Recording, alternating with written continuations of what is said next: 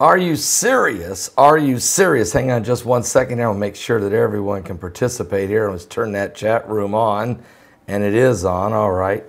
Guys, we're back. Okay, I told you we would be. And tonight I'll be live with you with a full program on Prime Time Live at 10 p.m.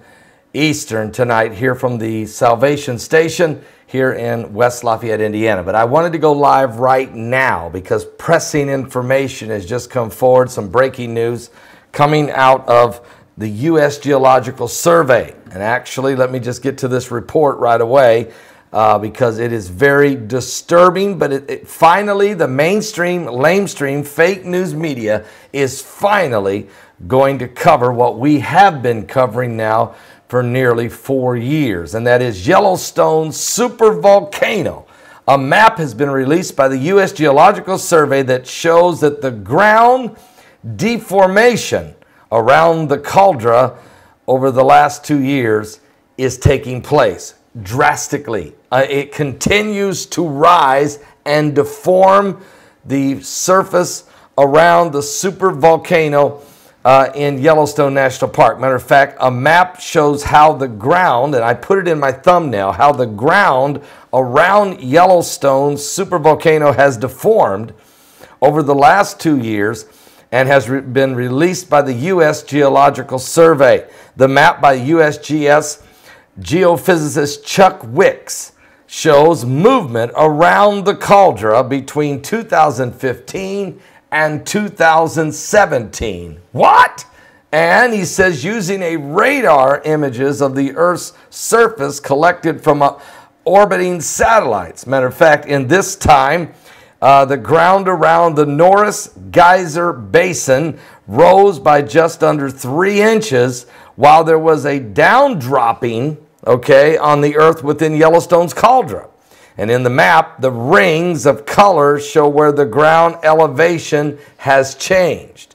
So, with this in mind, it means that the magma, the lava, the molten lava is moving and rotating, but pressure is building at the same time. And with this taking place, the uplift and subsequence is usually interpreted as due to addition or withdrawal of the deep magma, the magma and related gases and water even at depths of 5 to 15 kilometers, or somewhere between 3 and 9 miles beneath the ground surface. According to the U.S. Geological Survey, this cycle of uplifting and subsequence is common and seems tied to the earthquake swarms. That is, swarms appear to be releasing the pressure that caused the initial uplift, thus allowing the region to return to a period of normalcy. But the problem is we're not getting normalcy. We're getting raising, lowering in different areas, raising much more in others, and swarms of quakes now that has now since June the 12th. There has been, during a period of time from June the 12th of this year to August the 3rd of this year, there has been 1,562 earthquakes that have taken place right there at the Yellowstone supervolcano. What? With the biggest one of all of those at 4.4. All of them are very shallow. They're in that range of approximately somewhere between 7 and 12 kilometers. And with that going on, the earthquake swarms regularly occur at Yellowstone. And Jamie Farrell, a research professor at the University of Utah, which monitors the volcanic activity at the site, said, quote, on average, Yellowstone sees around 1,500 to 2,000 earthquakes a year, which is still a ton. But we've had 1,562 in less than 8 weeks. And so this is a significant increase in earthquakes at the supervolcano. Now we know that some of the roads in the area have melted from the heat. We know some of the hot springs are so hot it's scalded animals and even people that have fallen into them. We know that herds of animals have been seen fleeing the Yellowstone National Park over the same 2-year time period. And we've covered all of that. But mainstream, lamestream media has had a reluctancy to even bring this to the table. It's about time. And it's because U.S. Geological Survey is saying, look, we got to tell people what's going on. Understanding that the ground deformation around volcanoes is important for getting an idea of what's happening beneath the surface.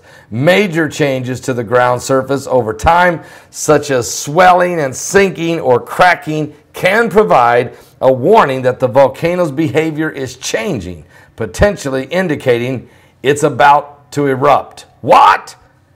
Yellowstone, are you about ready to blow? Well, changes to Yellowstone's surface could be considered normal at the current map, but that would be over a longer period of time, not in this short window of the last 8 weeks. And of course, even the short window of 2 years is quite significant.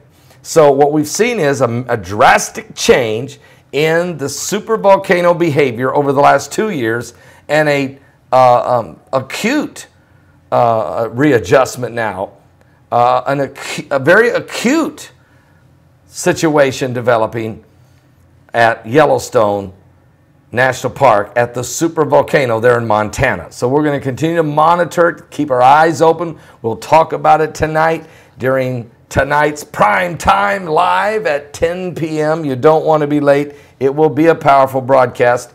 We'll be live right here in the studios of the Salvation Station, West Lafayette, Indiana. I'll see you guys. Are you serious? Are you listening to what I'm telling you? It's been a drastic change over the last 2 years, and it's an acute situation now in the last 2 months. What does this all mean? We'll try to get more information for you. And we'll be a lot more proactive telling it to you than mainstream, lamestream media. We probably won't hear from them again for another 4 years. That's if we have another 4 years. Just like one of the experts gave a speech down in Fort Lauderdale, Florida, a few weeks ago. I was there in attendance listening to his presentation. He had worked for Jacques Cousteau, and he's been involved in sea level rises around the globe, and his words were about supervolcano at Yellowstone. It's not a question of if it's going to blow, it's a question of when. And he said, we don't know if it's in 200 years or 200 days, but it's certainly alive. I'll be back with more, guys. Are you serious? Are you serious? Are you serious?